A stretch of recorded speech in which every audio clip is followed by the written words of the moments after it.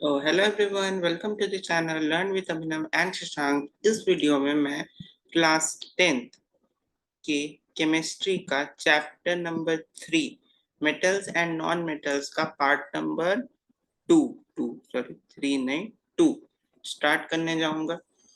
Part number 2 में हम लोग को ये जानना है, जैसे पिछले पार्ट में मैंने बता दिया था आपको कहाँ तक, मेटल्स का जब वाटर के साथ रिएक्शन होता है यानी सोडियम और पोटेशियम जो है वो ज्यादा से ज्यादा रिएक्ट करते हैं। कैल्शियम जो है बहुत कम रिएक्टिव होता है, लेस वायलेंट होता है। क्यों? क्योंकि वाटर पे फ्लो करता है। एल्यूमिनियम आयरन जो है ये हाइड्रोक्साइड का फॉर्मेशन नहीं करते हैं। क्यों? क्योंकि वाटर में सॉल्युबल नहीं होते हैं। वो हॉट वाटर यानी स्टीम के साथ रिएक्ट करते हैं और ऑक्साइड का फॉर्मेशन करते हैं। इतना चीज डिस्कशन हुआ था। आज के वीडियो में हम लोग देखेंगे कि मेटल्स को जब हम लोग एसिड के साथ रिएक्ट करते हैं, मेटल एसिड रिएक्शन, यानी मेटल्स को जब हम लोग एसिड के साथ रिएक्ट करते हैं तो क्या बनता है? Metal acid reaction. ठीक है, मेटल को जब एसिड के साथ रिएक्ट करते हैं तो क्या बनता है? जितने भी मेटल्स हैं, जितने भी मेटल्स हैं वो हाइड्रोक्लोरिक एसिड या सल्फ्यूरिक एसिड, जित कोई भी एसिड है किसी के साथ भी रिएक्ट करेंगे तो सॉल्ट और हाइड्रोजन गैस निकलता है। जैसे यहाँ लिख देते हैं, कोई भी मेटल है, जैसे कि मान लो जो लेस रिएक्टिव मेटल है उनको छोड़ के, लेस रिएक्टिव मोर रिएक्टिव क्या था आगे बताते हैं इसी वीडियो में। जैसे मान लो हम कोई भी एक ले लेते हैं, जैसे मान लेते हैं हम लेते हैं जिंक। ठीक है, जिंक को अगर हम हाइड्रोक्लोरिक एसिड के साथ रिएक्ट करें तो क्या बनता है? Zinc chloride. जिंक क्लोराइड और हाइड्रोजन गैस निकलेगा। यानी किसी भी एसिड को मेटल के साथ, जब भी हम लोग किसी एसिड को रिएक्ट कराते हैं तो सॉल्ट और हाइड्रोजन गैस निकलता है। सॉल्ट के रूप में फॉर्म होता है कंपाउंड और हाइड्रोजन गैस रिलीज होता है। एग्जाम्पल मैं यहाँ दे चुका हूँ। जब भी हम लोग, अच्छा एक चीज और याद रखना है, जैसे हाइड्रोक्लोरिक एसिड, ठीक है, एक और एसिड होता है nitric acid, HNO3। HNO3 nitric acid, ये क्या होता है? ये बहुत ज्यादा स्ट्रॉन्ग जो है ऑक्सीडाइजिंग एजेंट होता है। जो नाइट्रिक एसिड होता है वो बहुत स्ट्रॉन्ग क्या होता है? ऑक्सीडाइजिंग एजेंट होता है। तो इसमें क्या होता है कि जब भी हम लोग मेटल से, कोई भी मेटल है उसको जब हम लोग नाइट्रिक एसिड के साथ रिएक्ट करते हैं तो क्योंकि ये बहुत ज्यादा हाई स्ट्रॉन्ग ऑक्सीडाइजिंग एजेंट है, तो जो हाइड्रोजन गैस निकलता है ना उसको ये ऑक्सीडाइज कर देता है।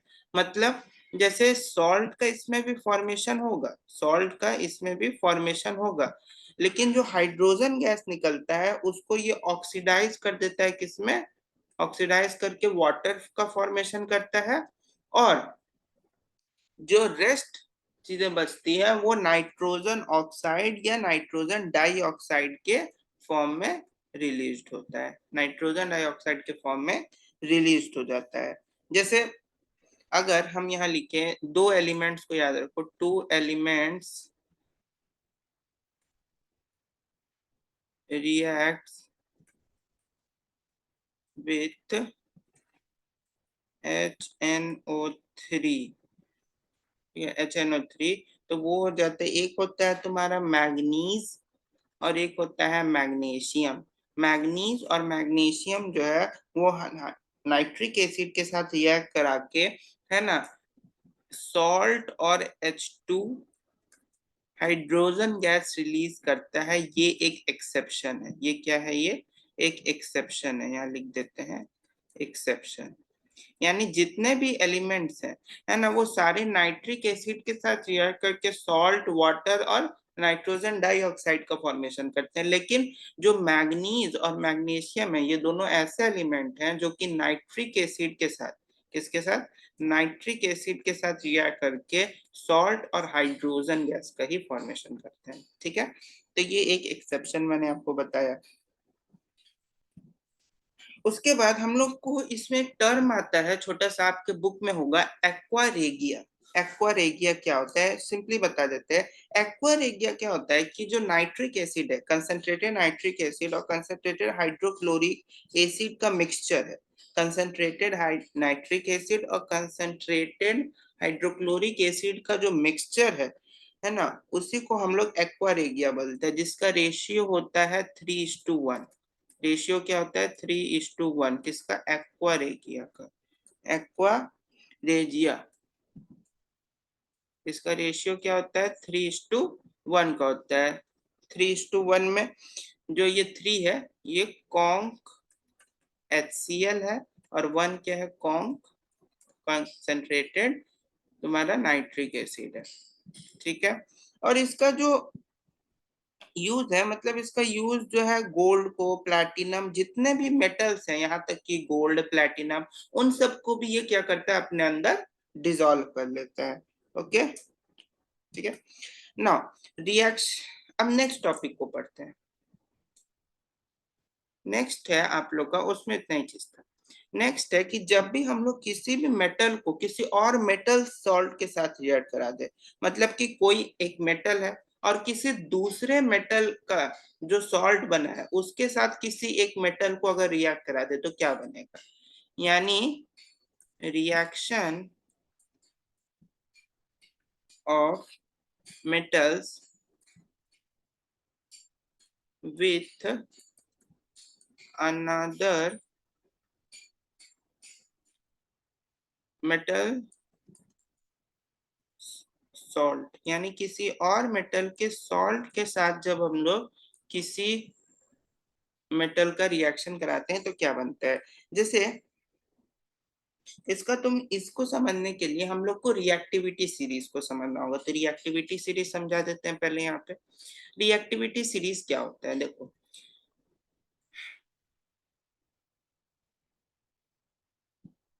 यहाँ पे एक चीज हम बनाते हैं तब। रिएक्टिविटी सीरीज होता क्या है, अब ध्यान से समझो। रिएक्टिविटी सीरीज में कुछ एलिमेंट्स लिखे होते हैं, वो टॉप टू बॉटम, मतलब टॉप पे जो है वो एलिमेंट जो होगा, यहाँ पे होगा मोस्ट रिएक्टिव वो एलिमेंट, यहाँ पे वो एलिमेंट मोस्ट रिएक्टिव होगा, और यहाँ पे वो एलिमेंट क्या होगा, लेस रिएक्टिव होगा, यहाँ पे लेस रिएक्टिव।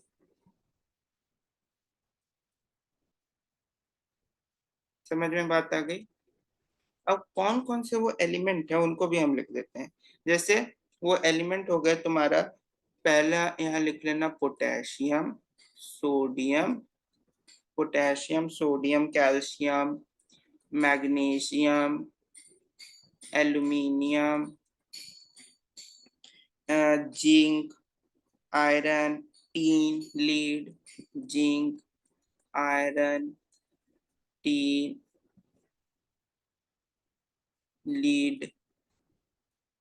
समझ में बात आ गई। उसके बाद फिर हाइड्रोजन, फिर कॉपर, फिर मरकरी, फिर सिल्वर, फिर गोल्ड। समझ में बात आ गई। तो मोस्ट रिएक्टिव कौन होगा, तुम्हारा पोटेशियम, और जैसे जैसे ये नीचे आता जाएगा वैसे वैसे क्या होता जाएगा, लेस रिएक्टिव होता जाएगा। इसमें एक इसको देखो, ये हाइड्रोजन। अब हाइड्रोजन के ऊपर जितने मेटल्स हैं, यानी सोडियम, पोटेशियम, कैल्शियम, मैग्नीशियम, जितने हैं, हाइड्रोजन के एबव जितने मेटल्स हैं वो हाइड्रोजन से ज्यादा रिएक्टिव होंगे। हाइड्रोजन के नीचे जितने मेटल्स हैं वो हाइड्रोजन से कम रिएक्टिव हो गए। अब इस रिएक्टिविटी सीरीज को आपको याद रखना है, और इसी के बेसिस पे आपका क्वेश्चन सारा बनेगा। कैसे, देखो यहाँ पे टॉपिक क्या लिखा है, reaction of metal with another metal salt. अब देखो, जैसे मान लो हम कोई भी एक मेटल लेते हैं, अगर वो मेटल, जैसे मान लो अगर यहाँ पे कोई मेटल है ए, और दूसरा वो कोई एक सॉल्ट है बी और सी, जिससे रिएक्ट करके वो ए, सी और बी बना रहा है। ठीक है। तो ये जो ए होगा, ये ए मेटल जो होगा वो बी से ज्यादा रिएक्टिव होगा। ए जो है वो बी से ज्यादा रिएक्टिव होगा, तभी वो जो है बी को डिस्प्लेस कर देगा और अपनी जगह ले, मतलब बी की जगह ले लेगा। बी को डिस्प्लेस कर देगा तभी ना वो बी की जगह लेगा। अब जैसे हम ले लेते हैं आयरन, आयरन और कॉपर सल्फेट ले लेते हैं। कॉपर सल्फेट का बेटा ब्लू कलर का ही होता है, इसका सोल्यूशन कैसा होता है, ब्लू। अब आयरन को, आयरन देखो तो कॉपर से ज्यादा रिएक्टिव है। कॉपर जो है यहाँ पे है, कॉपर कहाँ है, यहाँ पे, और आयरन कहाँ पे है, यहाँ पे। इसको कॉपी में आप लोग बना लीजिएगा जरूर से। आयरन यहाँ पे, तो आयरन देखते हैं कॉपर से ज्यादा रिएक्टिव है, यानी कि ये कॉपर को क्या करेगा, डिस्प्लेस कर देगा। तो क्या बना देगा, फेरस सल्फेट, और कॉपर निकल गया। उसी तरह से अगर हम लोग को जैसे दिया हुआ है कोई भी अदर एग्जांपल्स, जैसे कि अगर हम ले लेते हैं सोडियम और H2SO4, सोडियम और H2SO4, तो सोडियम देखो कहाँ है, यहाँ पे, और H हाइड्रोजन कहाँ है, यहाँ पे। तो सोडियम हाइड्रोजन से ज्यादा रिएक्टिव है, तो उसको डिस्प्लेस कर देगा। तो क्या बना देगा, SO4। लेकिन अगर हम मान लो यहाँ पे लिख देते हैं, अगर यहाँ पे लिखते हैं, ठीक है, कॉपर प्लस HCl, तो इसका रिएक्शन होगा, नहीं होगा। क्यों, यहाँ पे देखो, अब यहाँ पे ध्यान से देखो, यहाँ पे हाइड्रोजन दिया हुआ है। हाइड्रोजन जो है वो कॉपर से ज्यादा रिएक्टिव है कि कम रिएक्टिव है, कॉपर उसके नीचे आता है। तो कॉपर जो है हाइड्रोजन के नीचे आता है, यानी वो मतलब ऊपर से नीचे आएंगे तो लेस मोस्ट रिएक्टिव से लेस रिएक्टिव। तो हाइड्रोजन जो है वो कॉपर से ज्यादा रिएक्टिव है कि कम रिएक्टिव है, ज्यादा रिएक्टिव है। तो अगर बी मेरा ज्यादा रिएक्टिव है ए से, तो क्या मेरा रिएक्शन नहीं होगा, नहीं। तो लिखेंगे no reaction takes place because hydrogen is more reactive than copper। समझ में बात आ गई, बस इतना ही था आपका। हम नेक्स्ट टॉपिक एक और देखिए छोटा सा। हम यहाँ पे एक टॉपिक आता है आपका सिंपल नन मेटल्स। क्या आ जाता है, नन मेटल्स। मेटल्स के बारे में पढ़ लिया, हम नन मेटल्स के बारे में थोड़ा सा बता देते हैं। नन मेटल्स क्या होता है, दोज एलिमेंट्स, ऐसे एलिमेंट्स जो कि निगेटिव आयंस का फॉर्मेशन करते हो इलेक्ट्रॉन्स को गेन करके। मैंने क्या बताया था, मेटल्स में इलेक्ट्रॉन्स को लूज करके आयंस का फॉर्मेशन जो होता है, इलेक्ट्रॉन्स को लूज करके, जब कोई एलिमेंट इलेक्ट्रॉन को लूज करके जो है आयंस का फॉर्मेशन करता है, आयंस का फॉर्मेशन करता है, तो उसको क्या बोलते हैं हम लोग, मेटल्स। लेकिन कोई भी एलिमेंट जब इलेक्ट्रॉन को गेन करता है और आयंस का फॉर्मेशन करता है, तो उसको नॉन मेटल कहते हैं। मेटल्स का टेंडेंसी होता है इलेक्ट्रॉन को लूज करने का, यानी कि वो दान कर देता है। और नॉन मेटल्स क्या करता है, वो भीख मांगता है, एक्सेप्ट करता है। समझ में बात है, यानी मेटल्स से नॉन मेटल्स क्या करता है, भीख मांगता है कि हमको इलेक्ट्रॉन दे दो। तो नॉन मेटल्स जो है वो मांगता है, गेन करता है इलेक्ट्रॉन को, और मेटल्स क्या करता है, इलेक्ट्रॉन को लूज करता है। ये इसका भी कुछ फिजिकल प्रॉपर्टी है, कुछ केमिकल प्रॉपर्टी है, ज्यादा बताएंगे नहीं। फिजिकल प्रॉपर्टीज को समझ लेते हैं पहले। फिजिकल प्रॉपर्टीज, फिजिकल प्रॉपर्टीज को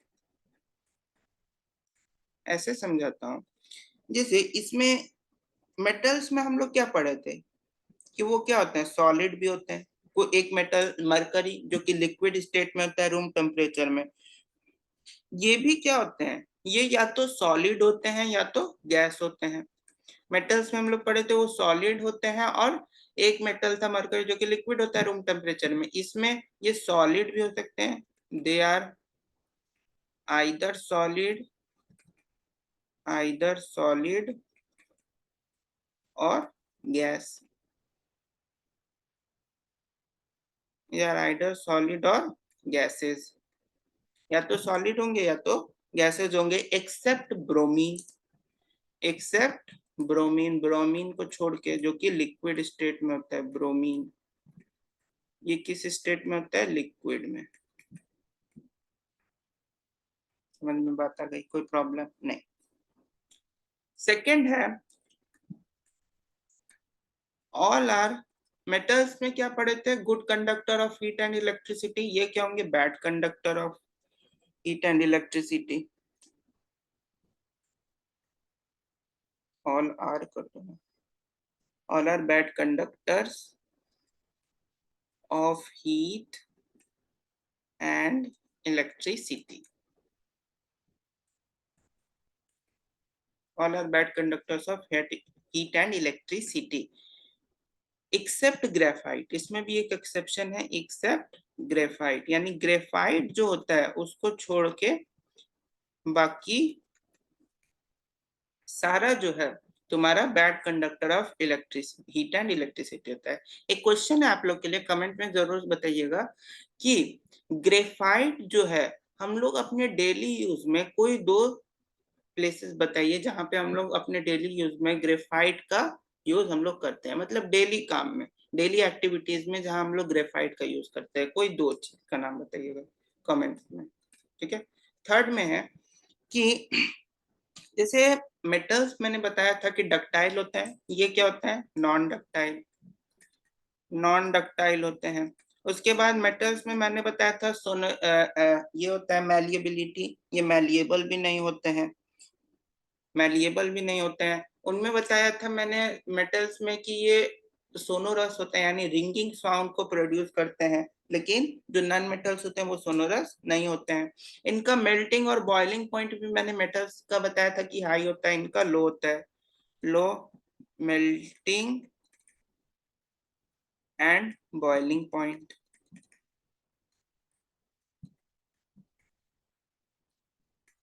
और ये एक और चीज इसमें लिख लेगा, they are weak, they are weak. जैसे ये बहुत जो है ना, मतलब कमजोर होता है। जैसे सोडियम है, अब सोडियम जो है ना, उसको एक हथौड़ा से मारो वो टूट जाएगा। सोडियम को, पोटेशियम है उसको अगर तुम हल्का सा भी हाथ में लोगे वो टूट जाएगा, यानी वो पाउडर के फॉर्म में होता है, तो बहुत वीक होता है ऐसा। समझ में बात आ गई? केमिकल प्रॉपर्टीज क्या होता है? देखो, अब केमिकल प्रॉपर्टीज इनका कुछ खास होता नहीं है। क्यों नहीं होता है? क्योंकि जो आदमी मतलब आदमी बोल रहे हैं, सॉरी, जो इलेक्ट्रॉन्स को गेन करे, जो इलेक्ट्रॉन एक्सेप्टर हो, यानी जो इलेक्ट्रॉन को गेन करे, वो ना ही इलेक्ट्रॉन को सप्लाई कर सकता है, ना H+ आयन एसिड को दे सकता है, ना अपने आप को हाइड्रोजन गैस के फॉर्म में रिड्यूस करता है। तो अगर जो खुद ही इलेक्ट्रॉन ले रहा है वो क्या किसी को देने के काबिल होगा? नहीं होगा। तो नॉन मेटल्स का कोई केमिकल प्रॉपर्टीज नहीं होता है। क्यों? Because they are electron acceptor, they can not supply hydrogen ion to the acid and reduce itself in the form of hydrogen gas। इसीलिए जो नॉन मेटल्स होते हैं वो ना ही एसिड, ना ही स्टीम, ना ही वाटर, किसी के साथ भी रिएक्ट नहीं करते हैं। ऑक्सीजन के साथ लेकिन करते हैं, ऑक्सीजन के साथ। जैसे कार्बन, कार्बन हालांकि मेटल है, नॉन मेटल है, उसको ऑक्सीजन के साथ रिएक्ट कराओ तो क्या बन जाएगा? Carbon dioxide. ठीक है। चलिए, अब एक और चीज हम लोग समझ लेते हैं, मेटल्स और नॉन मेटल्स का कॉम्बिनेशन। इनका कोई केमिकल प्रॉपर्टीज तो होता नहीं था। अब मेटल्स को जब नॉन मेटल्स के साथ रिएक्ट करा देंगे तो क्या बनेगा? Metals plus non metals. इसको अब समझते हैं। एक चीज याद रखना, मेटल नॉन मेटल के साथ रिएक्ट करेगा तो आयनिक कंपाउंड बनाएगा। कौन सा कंपाउंड बनाएगा? Ionic compound. और जब मेटल्स नॉन मेटल के साथ रिएक्ट करेगा तो कोवैलेंट कंपाउंड बनाएगा, जो कि आगे हम लोग कार्बन एडेड कंपाउंड्स में पढ़ेंगे। मेटल्स और नॉन मेटल जब रिएक्ट करेगा तो क्या बनाएगा? Ionic compound. और नॉन मेटल और नॉन मेटल जब रिएक्ट करेगा तो क्या बनता है? Covalent compound. क्या बनाता है? Covalent compound. यानी मेटल अगर नॉन मेटल के साथ रिएक्ट किया तो आयनिक कंपाउंड बना देगा, नॉन मेटल अगर नॉन मेटल के साथ रिएक्ट किया तो कोवैलेंट कंपाउंड बनाएगा। अब आयनिक कंपाउंड क्या होता है? आयनिक कंपाउंड बता ही दिए। देखो इसमें क्या होता है कि मेटल जो है इलेक्ट्रॉन को लूज करता है, नॉन मेटल इलेक्ट्रॉन को गेन कर देता है। मेटल इलेक्ट्रॉन को लूज करता है, नॉन मेटल इलेक्ट्रॉन को गेन करता है। एग्जाम्पल के लिए यहाँ समझो। अब जैसे इसमें कुछ कुछ कंपाउंड्स हैं जिनका फॉर्मेशन थोड़ा समझना होता है। जैसे यहाँ बताते हैं फॉर्मेशन ऑफ, जैसे sodium chloride, sodium oxide, magnesium oxide, है ना, एंड रेस्ट जो भी हो। अब जैसे ये तीन कंपाउंड है, इनका फॉर्मेशन दिखाते हैं। जैसे सोडियम है और क्लोरीन, ठीक है। सोडियम का कॉन्फ़िगरेशन क्या होता है? 281, यानी के शेल में 2 इलेक्ट्रॉन, एल शेल में 8 इलेक्ट्रॉन, और एम शेल में, ये के शेल का हो गया, ये एल शेल में 8 इलेक्ट्रॉन और एम शेल में 1 इलेक्ट्रॉन, 281। क्योंकि इसका एटॉमिक नंबर कितना होता है? 11। सोडियम का 11 होता है तो उसका कॉन्फ़िगरेशन ये हो गया। क्लोरीन का कितना होता है? 17। तो 2, 8 और 7। समझ में आ गया? अब देखो इसके पास ये होता है। अब देखो सोडियम जो है उसके पास वैलेंस इलेक्ट्रॉन कितना है? वैलेंस इलेक्ट्रॉन क्या होता है? जो आउटर मोस्ट ऑर्बिट में रहता है। तो वैलेंस इलेक्ट्रॉन कितना है? 1। और क्लोरीन के पास बैलेंस इलेक्ट्रॉन कितना है? 7। तो 1, 2, 3, 4, 5, 6, 6। वैलेंस इलेक्ट्रॉन कितना है? 7। 7। अच्छा, अब अगर ये सोडियम जो है, यहाँ पे अब ध्यान से एकदम समझना, अगर ये सोडियम जो है अपना एक इलेक्ट्रॉन जो है क्लोरीन को डोनेट कर दे, यानी दे दे, तो क्लोरीन जो है वो अपना ऑक्टेट पूरा कर लेगा, यानी आर्गन जो है इनर्ट गैस, नोबल गैस, उसका कॉन्फ़िगरेशन ले लेगा। और सोडियम जो है वो अगर अपना इलेक्ट्रॉन लूज कर दे तो नियॉन का भी कॉन्फ़िगरेशन वो ले लेगा, नोबल गैस का। सारा एलिमेंट तो यही चाहता है ना, नोबल गैस का कॉन्फ़िगरेशन ले ले, ऑक्टेट को पूरा करे। तो सोड क्लोरीन के पास एक इलेक्ट्रॉन का कमी है ऑक्टेट को पूरा करने के लिए, और सोडियम के पास एक इलेक्ट्रॉन एक्सेस है ऑक्टेट को पूरा करने के लिए। तो सोडियम क्या करेगा? अपना एक इलेक्ट्रॉन क्लोरीन को डोनेट कर देगा। डोनेट कर दिया तो क्या कॉन्फ़िगरेशन बनेगा इसका? 2, 8, और इसका बन गया 2, 8, 8। अब इसको लिखना होगा तो कैसे लिखेंगे? Na+, यानी सोडियम एक इलेक्ट्रॉन लूज किया तो पॉजिटिव चार्ज आया, और क्लोरीन एक इलेक्ट्रॉन गेन किया तो नेगेटिव चार्ज। जितना इलेक्ट्रॉन लूज करेगा उतना पॉजिटिव चार्ज, जितना इलेक्ट्रॉन गेन करेगा वो उतना नेगेटिव चार्ज। इसमें तुम्हारा सोडियम क्या हो गया? मेटल, और क्लोरीन क्या हो गया? Non metal. उसी तरह से NaCl का हो गया। Na2O का देखते हैं, Na2O। अब इसमें देखो कितना कंपाउंड है। सबसे पहले जैसे सोडियम है उसका 11 होता है तो उसका लिख लेते हैं पहले कॉन्फ़िगरेशन, 281। ऑक्सीजन है उसका कितना होता है? 8। तो 2 और 6 हो गया। अब सोडियम कितना है? 2। सोडियम 2 है मेरे पास। ऑक्सीजन कितना है? 1। ऑक्सीजन को कितनी कमी है ऑक्टेट को पूरा करने के लिए? 2 की कमी है। ऑक्टेट को पूरा कर लेगा 2 अगर मिल जाए उसको। और सोडियम के पास कितना एक्सेस है? 1। लेकिन सोडियम है कितना? 2। यहाँ पे इसका वैलेंस इलेक्ट्रॉन कितना है? 6। 6 है। इसका वैलेंस इलेक्ट्रॉन 1, 1। अब सोडियम जो है उसके पास एक, 2 सोडियम है और दोनों के पास एक इलेक्ट्रॉन एक्सेस है।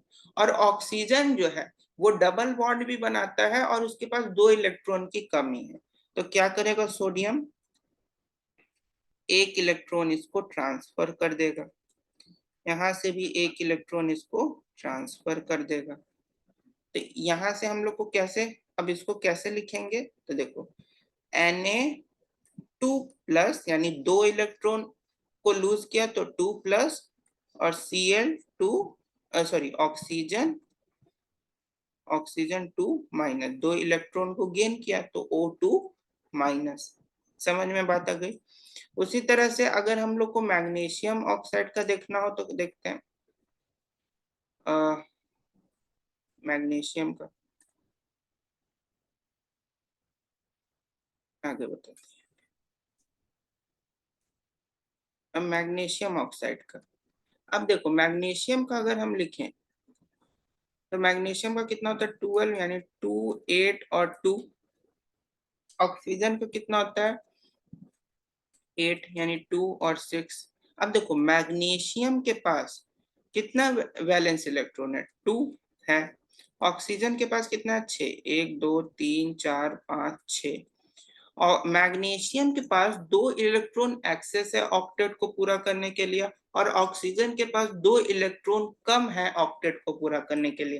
तो मैग्नीशियम क्या करेगा, अपना दोनों इलेक्ट्रॉन इसको क्या करेगा ट्रांसफर कर दिया, ट्रांसफर कर दिया। अब दोनों इलेक्ट्रॉन जो अपना इसको ट्रांसफर किया तो Mg2+ यानी 2 इलेक्ट्रॉन लूज किया, और ऑक्सीजन 2- यानी 2 इलेक्ट्रॉन गेन किया।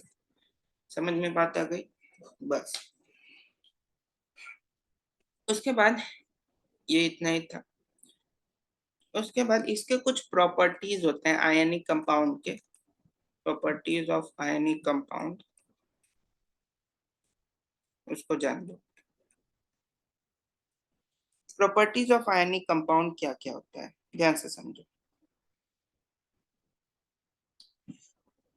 ये क्या होते हैं आयनिक कंपाउंड जो होते हैं, ये सॉलिड होते हैं और क्रिस्टलाइन नेचर के होते हैं, सॉलिड और क्रिस्टलाइन नेचर के होते हैं। क्यों, क्योंकि इनके बीच में जो फोर्स ऑफ अट्रैक्शन है वो बहुत ज्यादा टाइट होता है।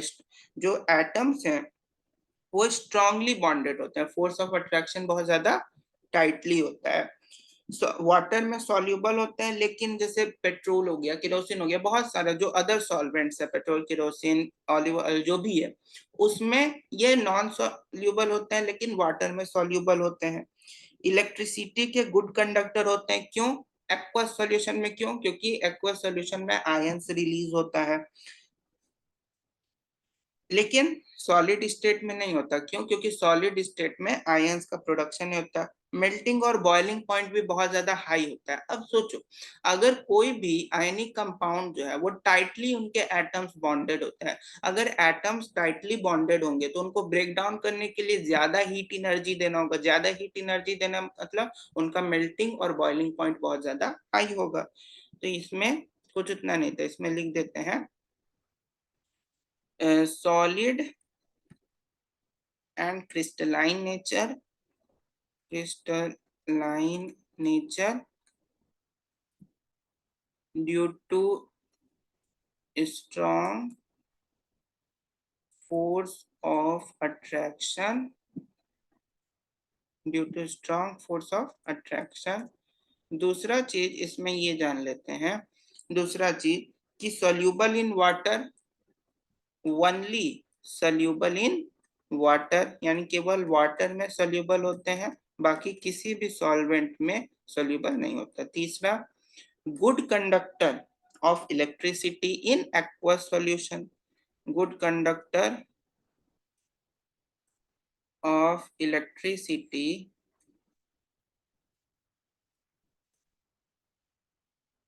इन aqueous solution।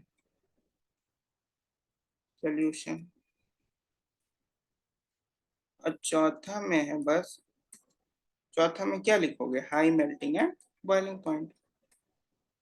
High melting and boiling point समझ में आया, क्योंकि